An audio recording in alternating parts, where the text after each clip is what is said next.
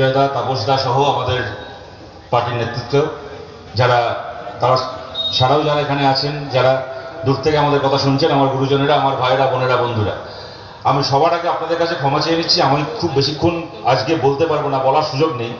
তার কারণটা হচ্ছে আমার দাঁতে একটা সমস্যা হয়েছে, আমাকে এক্ষুনি ছুটে ডাক্তারের কাছে এখান থেকেই যাওয়ার কথা। তো আমি যে কারণে আমার কথা বলতেও খুব অসুবিধা হচ্ছে, কিন্তু যাই হোক, তবু আপনারা এতক্ষণ অপেক্ষা করে রয়েছেন, সুতরাং কিছু না বলে চলে যাওয়ার তো প্রশ্নই উঠছে না। তবে খুব দীর্ঘক্ষণ বলতে পারবো না, তবে নিশ্চয়ই আবার খুব শীঘ্রই আবার দেখা হবে। সবচেয়ে বড় কথা হচ্ছে এখানে খুব দীর্ঘ বক্তৃতা করার কোনো অবকাশও নেই। সাধারণভাবে দেখুন, আমাদের এই ধরনের মিটিং মিছিল এগুলো আমাদের হয় ভোটের আগে। ভোটের আগে এরকম মিটিং মিছিল আমাদের মূলত হয়, যদিও এই 10 তারিখ 10ই আগস্ট দিনটা আমাদের কেশপুরে পালিত হয় প্রতি বছর, কমরেড জামশেদ আলীর শহীদ দিবস, এবং উনি ছাড়াও আরো 77 জন আমাদের কমরেডকে এই একটা ব্লকে, যাদেরকে আমরা হারিয়েছি মূলত তৃণমূলের গুন্ডা বাহিনীর হাতে, তাদের স্মৃতিতে প্রতি বছর এই দিনটা পালিত হয়। কিন্তু সাধারণভাবে এই ধরনের মিটিং মিছিল আপনারা জানেন যেগুলো ভোটের আগেই বেশি হয়। ভোটের পরে একটা সময় যায় যখন কিনা এই ধরনের মিটিং মিছিল বন্ধ থাকে। ভোটের পরে আবার আর পাশে সাংগঠনিক কাজ বেশি হয়। একটা সময়ের পরে আবার যখন পরের ভোট আসে বা বড় কোনো ঘটনা ঘটে, তখন আবার এই আকারে মিটিং মিছিল শুরু হয়। কিন্তু এইবার পরিস্থিতিটা অন্য। গোটা রাজ্য জুড়ে বিধানসভা ভোটের পরেও জায়গায় জায়গায় আমাদের বড় আকারে এরকম মিটিং মিছিল করতে হচ্ছে। এবারের পরিস্থিতি অন্যান্য বারের থেকে আলাদা। মানে অদ্ভুত ঘটনা ঘটেছে আমাদের রাজ্যে। ভোট হওয়ার পরে আমাদের আঙুল থেকে ভোটের কালি উঠতে পারলো না, তার আগে তৃণমূল কংগ্রেস পার্টিটা উঠে গেল আমাদের রাজ্যে। এখানকার যিনি এখন বিধায়ক শিউলি সাহা, এদেরকে আপনারা দেখেছেন 10 বছর ধরে, 15 বছর ধরে সিপিএমকে লড়তে দেবো না, সিপিএমকে প্রার্থী দিতে দেবো না, সিপিএমকে মিটিং করতে দেবো না, মিছিল করতে দেবো না। কারণ কি? বলে গেছে যে পশ্চিমবাংলায় বিজেপি আছে, উল্টো দিকে আমরা তৃণমূল রয়েছি। এখন যদি সিপিএম যদি ভোট কাটে, তাহলে ভোট ভাগাভাগিতে বিজেপির সুবিধা হয়ে যাবে। কংগ্রেস যদি ভোট কাটে, তাহলে বিজেপির সুবিধা হয়ে যাবে। সুতরাং সিপিএম, কংগ্রেস, অন্য কোনো দলকে আমরা লড়তে দেবো না। খালি একদিকে বিজেপি থাকবে, পাল্টা উল্টো দিকে তৃণমূল থাকবে। আমরা একমাত্র দায়িত্ব নিয়ে বিজেপিকে ঠেকাবো। তাই বিজেপিকে আটকানোর জন্য সিপিএম এর পার্টি অফিসে আমরা আগুন লাগাবো, সিপিএমকে মারবো, ধরবো, ওদের পঞ্চায়েতে লড়তে দেবো না, ওদের মিটিং করতে দেবো না, মিছিল করতে দেবো না। কারণ আমি শিউলি সাহা, মমতা ব্যানার্জির নেতৃত্বে, মুকুল রায়ের নেতৃত্বে আমি বিজেপিকে আটকাবো। 15 বছর ধরে, 10 বছর ধরে এই রাজনীতি করে গেছে। তাদের আজকে চেহারা দেখছেন। সিপিআইএম সিপিআইএম এর জায়গায় দাঁড়িয়ে আছে।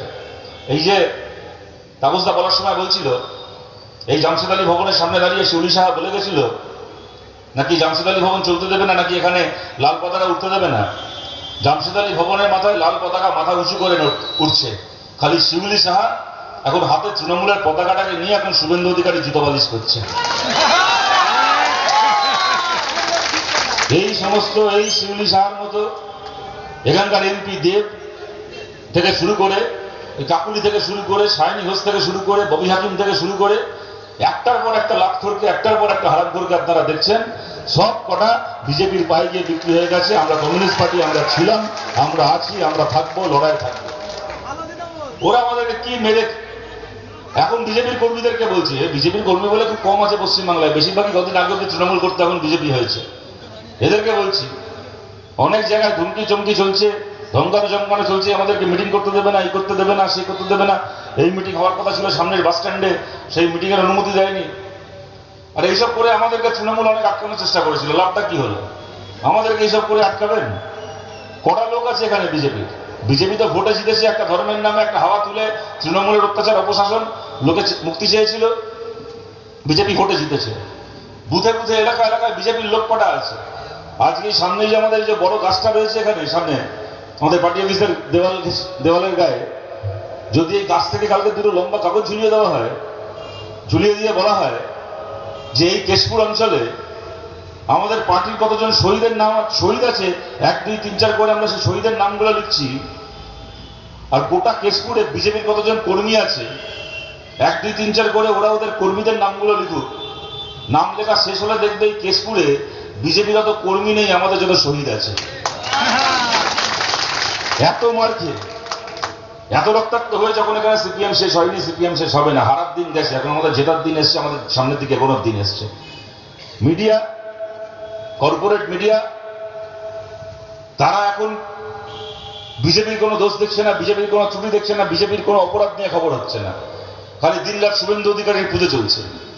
কিন্তু আমরা বলছি আপনাদের, কালকে দেখি শুভেন্দু অধিকারী গেছেন, অভয়ার কালকে মৃত্যুদিন ছিল, তার বাড়ির ওখানে গেছে সভা করতে, সেখানে গিয়ে বাইকে বলছে অভয়াকে ভুলিনি, অভয়া ভুলিনি, অভয়া ভুলিনি। আরে দাদা, আমরাও নারদা ভুলিনি, নারদা ভুলিনি, আমরাও নারদা ভুলিনি, আমরাও ভুলিনি কিরকম ভাবে পশ্চিম মেদিনীপুরে, বাঁকুড়াতে, পুরুলিয়াতে, ঝাড়গ্রামে প্রতিটা পাড়ার মোড়ে আমাদের নাম লেখা কমরেডদের শহীদ বেরিয়ে আছে এখন আপনার জন্য।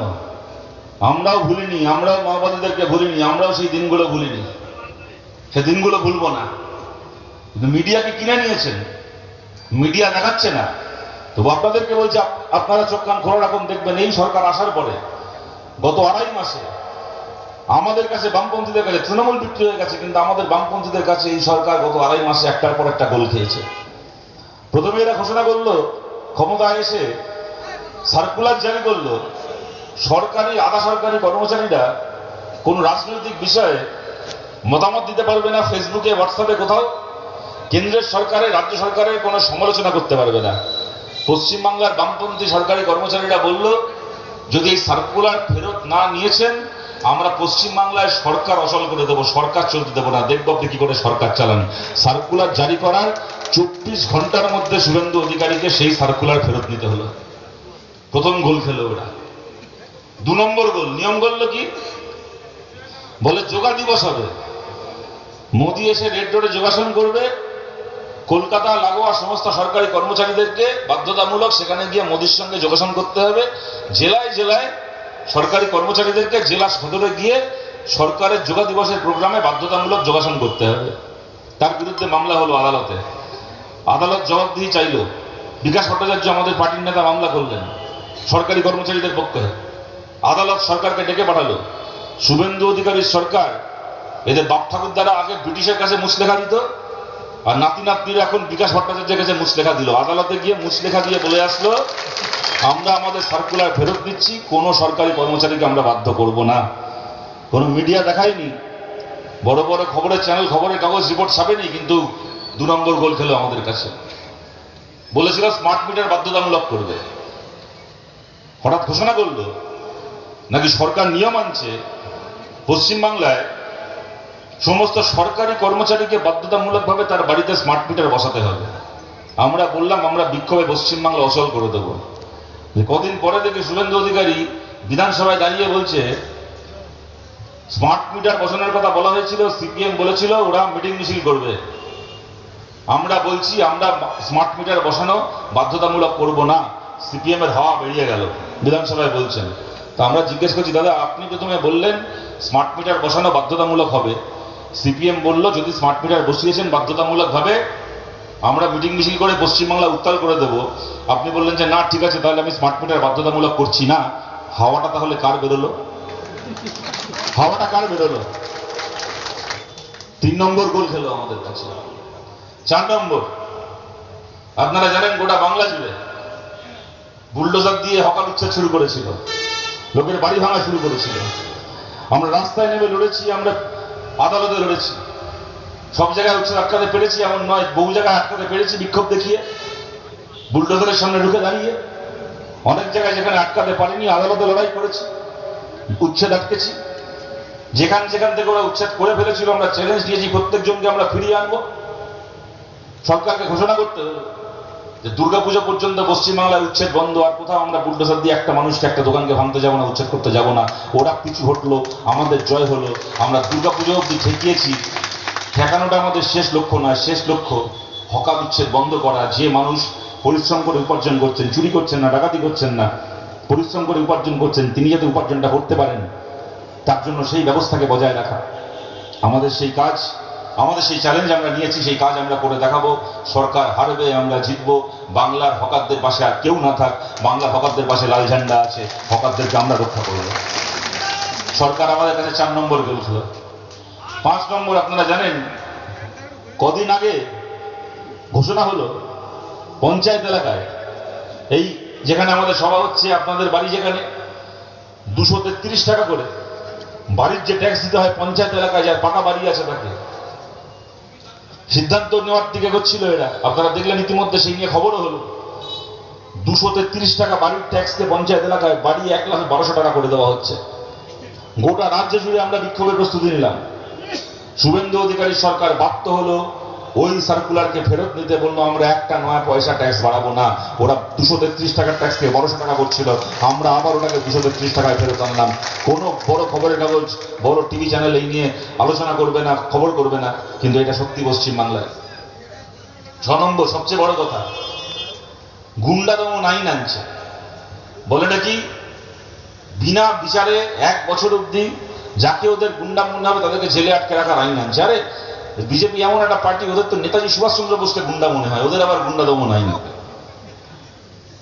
ওই আইন আনছে। আবার বিধানসভায় দাঁড়িয়ে বলল, যখন কলকাতায় যখন দিল্লির ঘটনা নিয়ে ছাত্ররা বিক্ষোভ দেখালো, কিছু অনুবিপ্রেত ঘটনা ঘটলো, কয়েকজনকে গ্রেপ্তার করলো, বিধানসভায় দাঁড়িয়ে শুভেন্দু অধিকারী বললেন পশ্চিমবাংলায় প্রথম কেস হিসেবে গুন্ডা দমন আইন প্রয়োগ করা হচ্ছে, গুন্ডা দমন আইন এদেরকে গ্রেপ্তার করা হচ্ছে, এদের 3 পুরুষ মনে রাখবে, এদেরকে এমন ভাবে আমি জেলে আটকে রাখবো। সকালবেলা বললো, বিকেলবেলা সবার বেল করিয়ে দিলাম।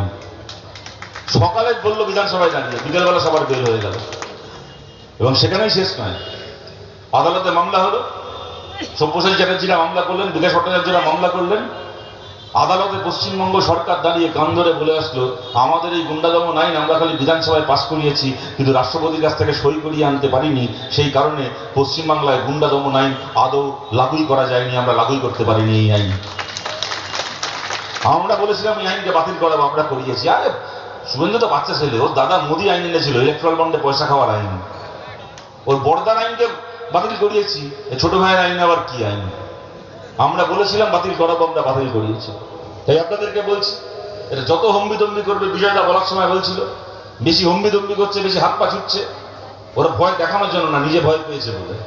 ওরা 3 মাসের মধ্যে বুঝে গেছে বামপন্থীদের সঙ্গে লড়াই করা কি জিনিস। 3 মাসের মধ্যে 6 বার গোল খেয়েছে আমাদের কাছে। আপনাদের সবাইকে বলছি, এদেরকে হারানো যায়, এদেরকে হারানো সম্ভব। দিল্লিতে ছাত্ররা করে দেখিয়েছে, তার আগে কৃষকেরা করে দেখিয়েছে, সামনের দিনে আমাদেরকেও করে দেখাতে হবে। আমরা আবেদন করছি, যে সমস্ত মানুষ এর আগে বিজেপিকেও ভোট দিয়েছে, তারা সেই সাধারণ মানুষ সবাই আমাদের শত্রু নন। এরকম মানুষ তো ভোট দেওয়ার আগে তো আমরা জানতাম না। ওরা ভোটের আগে এসে বলেছিল, বাড়ি বাড়ি গিয়ে বলে গেছিল, যারা যারা লক্ষ্মীর ভান্ডার পাচ্ছে প্রত্যেকে অন্নপূর্ণা ভান্ডার পাবে। লক্ষ্মীর ভান্ডারের 1500 টাকা, অন্নপূর্ণা ভান্ডারের 3000 টাকা হবে।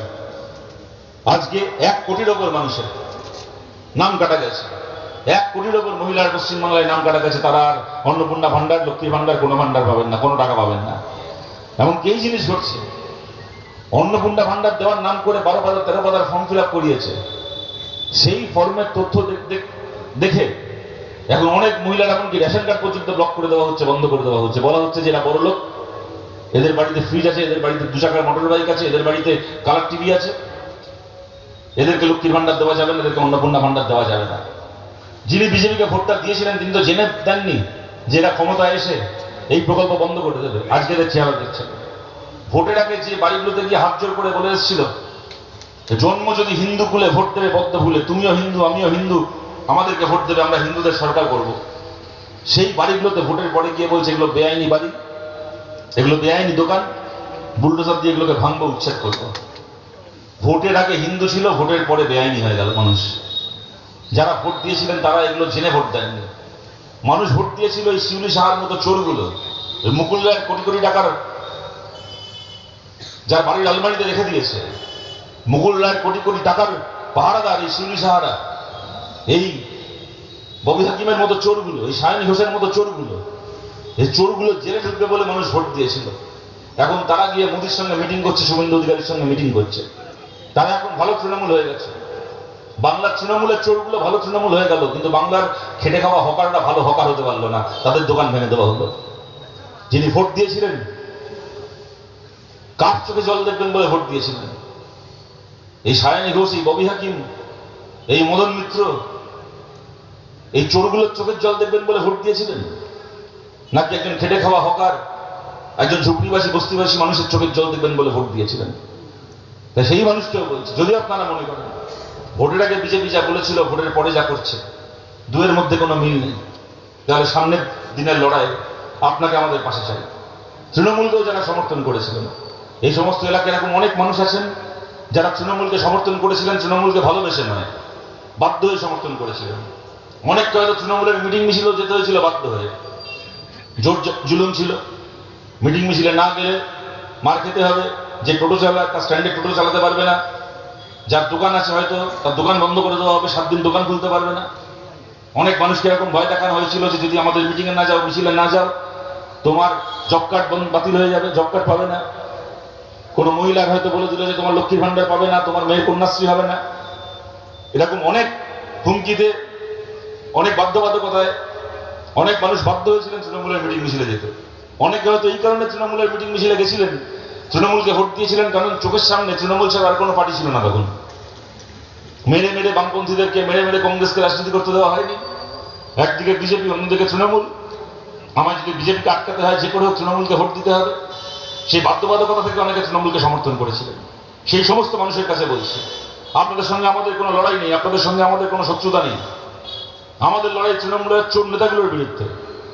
তৃণমূল কংগ্রেসের হয়ে যারা মস্তানি করেছে, গুন্ডানি করেছে, লোকের উপর অত্যাচার করেছে, আমাদের লড়াই তাদের বিরুদ্ধে। তৃণমূলের হয়ে যারা মস্তানি করেছে, গুন্ডামি করেছে, মানুষকে হুমকি দিয়েছে, লুটপাট করেছে, সেই লোকগুলোর জন্য আমাদের পার্টি অফিসের দরজায় বিজেপি যেরকম ফুলমালা নিয়ে দাঁড়িয়ে আছে ওদেরকে ভালো তৃণমূল করবে বলে, আমাদের জন্য এই সমস্ত চোর, এই সমস্ত অত্যাচারীর জন্য আমাদের পার্টি অফিসের দরজায় ছেঁড়া জুতো ঝুলছে। জীবনে কোনোদিন সিপিএমের পার্টি অফিসে পা রাখতে পারবে না। কিন্তু তার বাইরে এরম কয়েকটা চোর অত্যাচারী তৃণমূল নেতার বাইরে, তৃণমূলেরকে যারা ভোট দিয়েছেন, মিটিং মিছিলে গেছেন, যে সাধারণ মানুষ, যারা চুরি করেননি, যারা কারোর উপর অত্যাচার করেননি, যারা মানুষের সঙ্গে খারাপ ব্যবহার করেননি, তাদের কাছে আমরা আবেদন করছি, আপনাদের সঙ্গে আমাদের কোনো লড়াই নেই। আপনাদের জন্য আমাদের পার্টি অফিসের দরজা খোলা, আপনাদের জন্য আমাদের মনের দরজা খোলা, আমাদের হৃদয়ের দরজা খোলা। আপনাদেরকে আমরা আমাদের পাশে চাই। আপনারা দেখতে পাচ্ছেন পিসি ভাইপোর পার্টিকে, পার্টির ইতিহাসের খাতায় নাম উঠে গেছে। এই পার্টির জীবন আর কিছু হবে না। মমতা ব্যানার্জি কালকে সভা করতে গেছিলেন, এই ওনার মৃত কর্মীর বাড়িতে গেছিলেন, তার গাড়িতে ঢিল ছোড়া হয়েছে, কাদা ছোড়া হয়েছে। তাই নিয়ে যা বলার আমাদের পার্টির বক্তব্য বিজয়দা বলেছে, আমরা এটাকে নিন্দে করছি।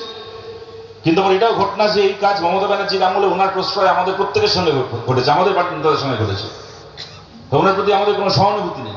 তো আপনাদেরকে একটা কথা বলছি, আজকে উনি এত জনপ্রিয় নেত্রী, ওনার গাড়িকে ঘিরে ধরে যদি 5টা লোক পাথর ছড়ে, ঢিল ছড়ে, কাদা ছড়ে, তো ওনাকে সমর্থন করে, ওনাকে ভালোবেসে 10টা লোক বেরিয়ে এসে কেন প্রতিবাদ করে না বলুন তো?